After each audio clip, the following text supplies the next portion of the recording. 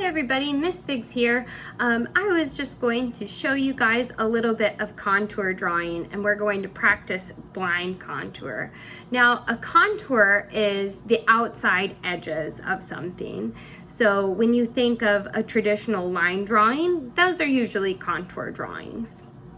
So here are some basic examples that Google gives for contour line drawings, and these are very true to what I believe to be line drawings. Some of these show a little bit more expressive lines, but essentially contour line drawings do not show shading, that they're just the outside edge lines.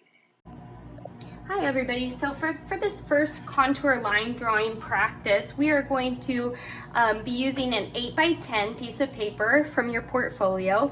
So 8x10 is just a little bit smaller than a regular sheet of typing paper. And make sure that you have your newsprint underneath and that we're always saving our newsprint. If you don't have yours, a regular piece of paper will work, that it'll end up having some dots on it, but it protects the table underneath. And you can reuse this again so that you're not wasting a new sheet of newspaper, or that you're using more sheets of paper than you need to. Just to save costs a little bit and to protect your parents' table. That way we can all continue to do art and we can all continue to get along.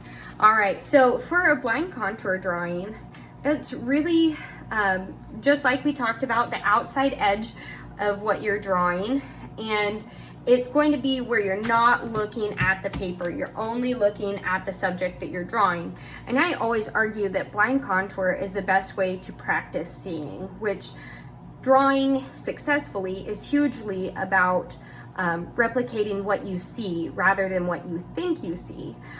So oftentimes I have students say, well, I don't know how to draw lips, or I don't know how to draw a nose.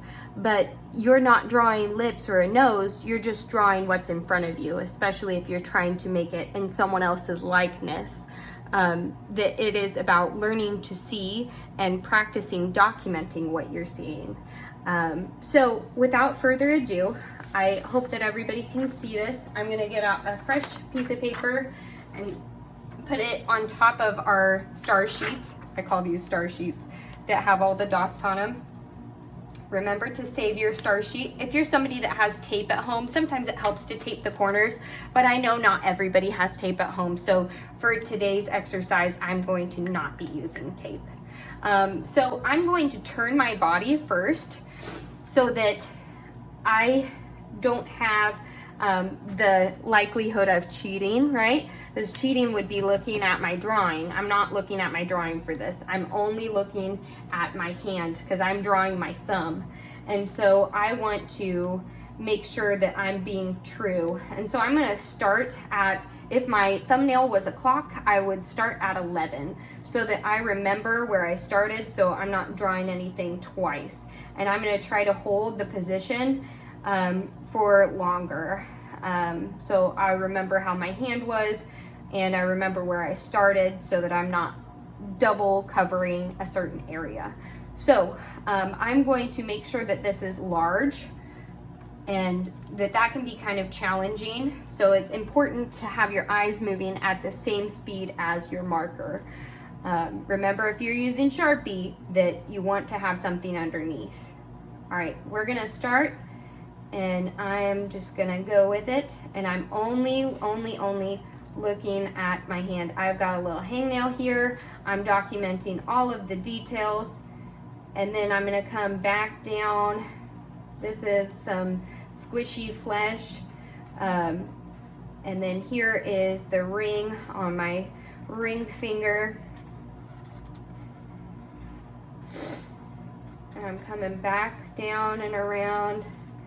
Now, like I said, these are not necessarily going to turn out to look exactly like your hand because you're documenting all the details, but likelihood is that they're kind of out of order.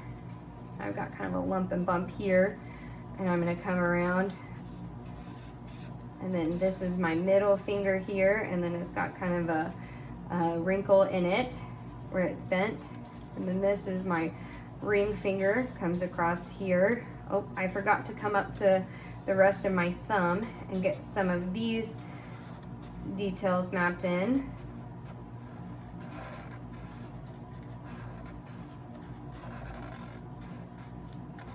All right, so there you have it. There's my thumb. I stopped at the ponytail. If I wanted to go back, I would drop it down on a line. So, oh, I also forgot this wrinkle over here. So I would drop it back down on a line and then not look at my drawing again. So I know where my pen is. I make sure my eyes match up there, and then I'm gonna go and then done. Not gonna touch it again. So this was still blind, I just knew where I was starting, which you try not to do that very much either. All right, now on to the next one if you're ready to move on. So this was the first assignment, and once you've got one that you feel like is a true blind contour, if you've got a lot of curvilinear lines, that doesn't necessarily always make sense, because you want to have some geometric lines in here because that's the natural way the folds in our hands work. So if you see a triangle shape, don't be afraid to make that angular like a triangle. That not everything has to be smooth. All right, so there's number one. Congrats on finishing your first blind contour. See you in the next one. Bye.